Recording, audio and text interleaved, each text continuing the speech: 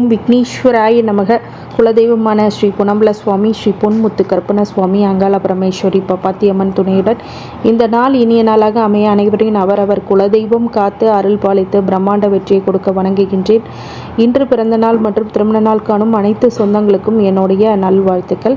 இந்த சனி வக்ர பயிற்சி கும்பராசியில் பயணம் செய்யக்கூடிய சனி பகவான் ஜூலை முதல் வக்ரகதியில் பயணம் செய்ய போகின்றார். இந்த சனி வக்ரம் அடைகிறதுனால சனி பயிற்சியால் யார் யாருக்கெல்லாம் பாதிப்பாக இருந்ததோ அவர்களுக்கு சில நன்மைகளும், யாருக்கெல்லாம் சாதகமாக இருந்ததோ அவர்களுக்கு சில பாதிப்புகள் உண்டாக வாய்ப்புகள் அதிகமாக இருக்கிறது. இந்த ஜூலை முதல் நவம்பர் வரை யாருடைய வாழ்க்கையில் அதிரடி மாற்றங்களும் தாக்கங்களும் அதிர்வலைகளும் ஏற்பட போகிறது என்பதை முழுக்க இந்த காணொலியை பாருங்கள். இது வரைக்கும் சப்ஸ்கிரைப் பண்ணாமல் இருந்தீங்க அப்படின்னா சப்ஸ்கிரைப் பண்ணுங்கள். பெல் ஐக்கானை ப்ரெஸ் பண்ணி நோட்டிஃபிகேஷனை ஆன் பண்ணுங்கள். செட்டிங்ஸை ஆன் பண்ணிவிட்டு முழுக்க இந்த வீடியோஸ் வர உங்களுக்கு புது புது வீடியோஸாக அப்லோட் பண்ணுறோம். அதில் நீங்கள் எல்லாம் பார்த்து பயன்பெறக்கூடிய விஷயமாக அது அமையும். இந்த பதிவினை உங்களுடைய உற்றார் உறவினர் நண்பர்கள் அனைவருக்கும் பகிர்ந்து பயன் தருமாறு கேட்டுக்கொள்கின்றேன். இந்த சனி வக்ரம் அடைகிறது அப்படிங்கிறது 2.5 ஆண்டு காலம் ஒரு ராசியில் தங்கும் சனியானவர் ஆண்டுக்கு ஒரு முறை வக்ரம் அடைகிறார். இந்த சனிக்கு 5ஆம் வீட்டில் சூரியன் சஞ்சாரிக்கும் போது வக்ரம் பெற்று 9ஆம் வீட்டிற்கு சூரியன் வரும்போது வக்ர நிவர்த்தி அடைகிறார். இப்போ ஜூன் 29ஆம் தேதி, அதாவது ஆனி மாதம் 15ஆம் தேதி சனி பகவான் வக்ர காலம் ஆரம்பமாகிறது. இந்த ஐப்பசி 29ஆம் தேதி, அதாவது நவம்பர் 15ஆம் தேதி வக்ர காலம் முடிவுக்கு வரும். இந்த சனி பயிற்சியால் பாதிப்பு ஏற்பட்ட ராசினருக்கு வக்ர காலத்தில் தொழிலிருந்து வந்த பாதிப்புகள் குறையும், பணம் கஷ்டம் தீரும், கடுமையான நெருக்கடிகள் இருந்து வந்தவர்களுக்கு ஒரு நிம்மதியான மன மகிழ்ச்சியுடைய வாழ்க்கை அமையும் அப்படிங்கிறது ஒரு நிதர்சனமான உண்மை.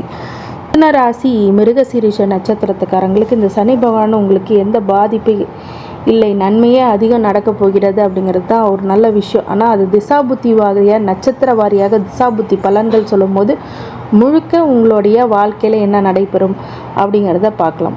பொதுவாகவே மிதுன ராசி செவ்வாயுடைய நட்சத்திரம், மிருகசீரிஷ நட்சத்திரம். அது 7 வருடங்கள் மொத்த தசா காலங்கள். என்னுடைய கால்குலேஷனுக்கு 2 வருடங்கள் எடுத்துருக்கிறேன். உங்கள் தசா இருப்பு எவ்வளோ இருக்குதுன்னு பாருங்கள், அதை பொறுத்தே பலன் அமையும். 18 வருஷம், மொத்தம் 2 + 18 20 வருடங்குள்ளே உங்கள் வாழ்க்கையில் என்ன மாதிரியான பலன்கள் நடக்கும். கண்டிப்பாக நல்லா படிக்கக்கூடிய மாணவர்களுக்கு இப்போ நல்ல தேர்ச்சி மதிப்பெண்கள் பெறக்கூடிய காலகட்டமாக கண்டிப்பாக உருவாகும். நிறைய படிக்கணும், சோம்பலை விட்டு படிக்கும் போது மிகப்பெரிய அளவில் அச்சீவ் பண்ணக்கூடிய வாய்ப்புகள், சாதிக்கக்கூடிய வாய்ப்புகள், பெயர் புகழ் அப்படிங்கிறதெல்லாம் கிடைக்கக்கூடியதாகவும், சில பேருக்கு வெகுமதிகள் கிடைக்கக்கூடிய காலகட்டமாக கண்டிப்பாக உருவாகும். ஒரு புது வேலை தேடுகிறவங்களுக்கு கிடைக்கும். சுபகாரியங்கள் மனதில் மகிழ்ச்சி அதிகரிக்கும். திருமணம் ஒரு சில பேர்த்துக்கு நடைபெறும். இந்த காலகட்டத்தில் சில பேருக்கு லவ் மேரேஜ் அப்படிங்கிறதெல்லாம் நடைபெறும். குழந்தை பாக்கியமே இல்லை அப்படின்றதுக்கும் நல்ல செய்தி தேடி வரும். கோயிலுக்கு ஆன்மீக பயணம் செல்வீர்கள். இந்த குச்சனூர் சென்று சனி பகவான் தரிசித்து செய்து வாருங்கள். நன்மைகள் அதிக நடைபெறக்கூடிய காலகட்டமாக இருக்கும். இந்த ராக திசையில் மாற்றுப்பாலினத்தோடு கொஞ்சம் கவனமாக இருக்கிறது. ஆண் மூலியமாக பெண்ணோ, பெண் மூலியமாக ஆணோ ஒரு சில அவமரியாதைகள் நடக்கக்கூடிய விஷயங்கள் இருக்கிறதுனால அதில் ஜாக்கிரதையாக இருக்கணும். அதே மாதிரி பண வரவுகள் நினைத்ததற்கு மேல் வந்தால் அதில் சில வம்பு வழக்கு அப்படிங்கிறதெல்லாம் கண்டிப்பாக உருவாகும் அப்படிங்கிறது உண்மையான விஷயம். அதையும் நீங்கள் பார்த்து கொள்ள வேண்டும். குரு திசை 20 வயசுலேருந்து 36 வயசு வரைக்கும் இந்த குரு திசையானது மிதுன ராசிக்கு ஒரு பாதகாதிபதி.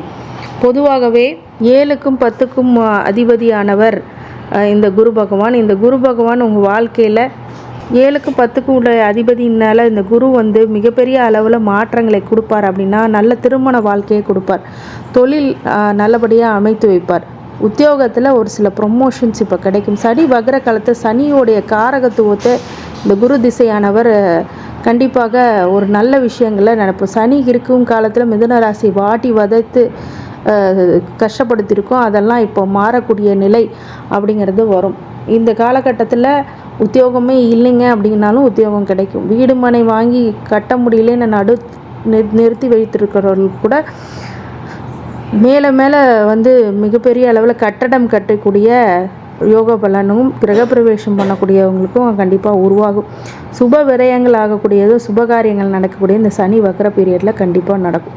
இந்த காலகட்டங்களில் உஷாராக நீங்கள் இருந்து கொள்வது மிகப்பெரிய நல்லதை உங்களுக்கு குரு திசை கொடுத்தே ஆகும்.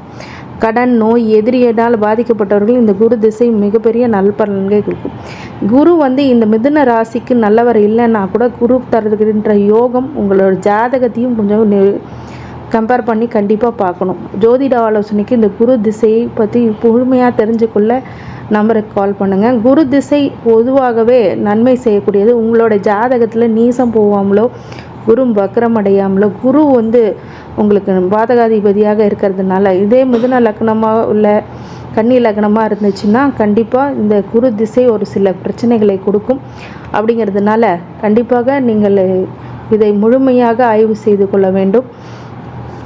குரு நல்ல இடத்துல இருக்கும்போது நல்பலன்களே கொடுப்பார். முழு சுபரானாலும் சில நேரத்தில் பிரச்சனைகளே வாழைப்பழத்தில் ஏற்றி வைத்த ஊசி போல் உங்களுக்கே தெரியாமல் அவர் பிரச்சனையை பண்ணி விட்டுருவார். இதனால் குரு திசை அப்போ மிக கவனமாக இருக்க வேண்டிய காலகட்டம். அடுத்த சனி திசை 36 வயசுலேருந்து 55 வயசு வரைக்கும். இந்த சனி திசை ஒரு பொதுவாகவே மிதுன ராசிக்காரங்களுக்கு 8க்கும் 9க்கும் உடையவர் அப்படின்னு சொல்லலாம்.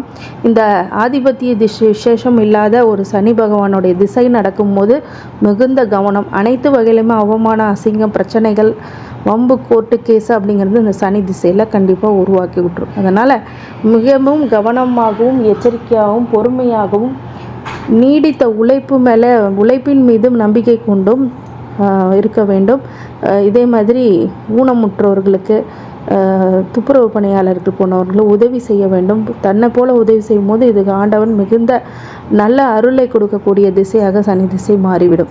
இந்த சனி திசையில் யோகம் தரக்கூடிய சனி, அதாவது 11ஆம் இடம் சனி, இல்லை சனி ஒரு நல்ல இடத்துல இருக்கிறாரு அப்படின்னா பகை வீட்டில் இல்லாமல் நல்ல நட்பு வீட்டில் இருந்தாலும் நல்ல பலன்களை உங்களுக்கு கண்டிப்பாக கொடுப்பார். 8க்கும் 9க்கும் உடையவராக இருக்கிறதுனால அவமானம், கோர்ட்டு கேஸு, கொடுக்கல் வாங்கல பிரச்சனைகள் உருவாகக்கூடிய அமைப்பு அதிகமாக இருக்குது. அதே மாதிரி தந்தையார் வழியில் ஒரு சில இடர்பாடுகளும், தந்தை வழி உறவுனாலும் பூர்வீக சொத்தின் மேலே ஒரு சில வம்பு கேஸ் அப்படிங்கிறதெல்லாம் கண்டிப்பாக உருவாகக்கூடிய காலகட்டம். அதனால் கவனமாக இருக்கணும். புதன் திசை 55 வயசுலேருந்து 72 வயசு வரைக்கும். இந்த புதன் திசை சனி திசை போல் இல்லாமல் புதன் திசை ஒரு ராசி அதிபதி திசை. இதே லக்னமாக இருக்கும்போது லக்னாதிபதி திசை, கன்னி லக்னமாக இருந்தாலுமே ஒரு லக்னாதிபதி, அதுவும் ஒரு லக்னாதிபதி திசை தான். மிதுன லக்னத்துக்கோ மிதுன ராசிக்கோ லக்னாதிபதி ராசிபதி என்ற நிலை பெற்று சகல பாக்கியங்களும் தரும் அமைப்பை பெறுகிறார். மிதுனத்தில் ஆட்சி பெற்றோ, கன்னியில் உச்சம் பெற்றோ, துலாம், கும்பம் போன்ற இடங்களில் நட்புடன் திரிகோண வலு பெற்றோ இருக்கிற நிலையில் ஜாதகருக்கு அனைத்து இன்பங்களையும் அள்ளி கொடுக்கக்கூடிய தகுதி பெற்றவர் அப்படின்னு சொல்லலாம். மீனத்தில் முறையான நீசபங்கம் பெற்றிருந்தால் முற்பகுதி வாழ்வை ஒன்றுமில்லாதாக்கி பிற்பகுதி வாழ்க்கையில் உச்ச நிலைக்கு கொண்டு செல்லக்கூடிய யோக பலன்களையும் யோகிதைகளும் கொடுக்கக்கூடியவர் மிதுன ராசிக்காரங்களுக்கு. இந்த புதன் திசை அள்ளி கொடுக்க காத்திருக்கிறார். சனி திசையில் எவ்வளோ கஷ்டப்பட்டாலும் புதன் திசை மிகவும் நல்ல திசையாக உங்களுக்கு கண்டிப்பாக மாறும். கேது திசை 72 வயசுலேருந்து 79 வயசு வரைக்கும். இந்த கேது திசை உங்களுக்கு ஆன்மீக வழிபாடும் இல்லை, நாட்டம் அதிகம் அடிக்கும். ஆன்மீக சுற்றுலா போன்ற விஷயங்கள்லாம் நீங்கள் பண்ணுவீங்க. அதே மாதிரி நிறைய ஆன்மீக தேடல்களையும் ஆன்மீக விஷயத்தில் ரொம்ப உங்கள் கவனத்துக்கு ஈர்க்கக்கூடியதாகவும் கண்டிப்பாக உருவாகும். கும்பாபிஷேகம் கூட சில பேர் எடுத்து நடத்துவீங்க. சில பேருக்கு கேது திசை அவயோகமாக இருந்துச்சு உங்கள் ஜாகத்தில் அப்படின்னா இந்த கேது திசை உங்களுக்கு மிகப்பெரிய நஷ்டம், அவமானம், பிரச்சனைகள், நிம்மதி இல்லாத போக்கு, கண்டம், வம்பு வழக்கு, அதே மாதிரி திடீர் விபத்து அப்படிங்கிறதெல்லாம் ஏற்படக்கூடிய சாத்தியக்கூறு கேது திசை கொடுத்துரும். அப்படிங்கும்போது இந்த நேரத்தில் மனசளவுலையும் உடம்பளவுலையும் நல்லதுன்னு நினச்சிருக்கிறது மட்டும் பண்ணுங்கள். சுக்கிர திசை 79 வயசுலேருந்து 99 வயசு வரைக்கும். இந்த மிதுன ராசிக்காரங்களுக்கு சுக்கிர திசை நல்ல திசை தான். இந்த திசையில் அனுபவிக்க முடியல அப்படின்னாலும் நிறைய செல்வாக்குகளும் நிரம்பக்கூடியதாகவும் உங்களுடைய ரெஸ்பெக்ட், ரெக்கக்னிஷன் அப்படின்னு சொல்லக்கூடிய மதிப்பு மரியாதை உயரக்கூடிய காலகட்டம்னு சொல்லலாம். உங்களுடைய மகன் மகளுக்கோ பேரம்பேத்திக்கோ ஒரு நல்ல நிலையை நீங்கள் கண்கொண்டு பார்க்கக்கூடிய காலகட்டம்னு சொல்லலாம். இந்த சுக்கிர திசை மிக யோகத்தை கொடுக்கக்கூடிய திசையாக கண்டிப்பாக உருவாகக்கூடிய காலகட்டமாக இந்த மிதுன ராசி மிருகசீரிஷ நட்சத்திரத்துக்காக சுக்கிர திசை கடைசி திசையாக இருந்தாலும் மிக நன்மை கொடுக்கக்கூடிய திசையாக கண்டிப்பாக உருவாகும். அதே மாதிரி அதை பார்த்து சந்தோஷப்படக்கூடிய நிலையில் இந்த மிருகசீரிஷ நட்சத்திரத்துக்காரங்க கண்டிப்பாக இருப்பாங்க. இந்த மிதுன ராசி மிருகசீரிஷ நட்சத்திரத்துக்காரங்க செவ்வாய்க்கிழமையில முருகன் வழிபாடு பண்ணுறது ரொம்ப நல்லது.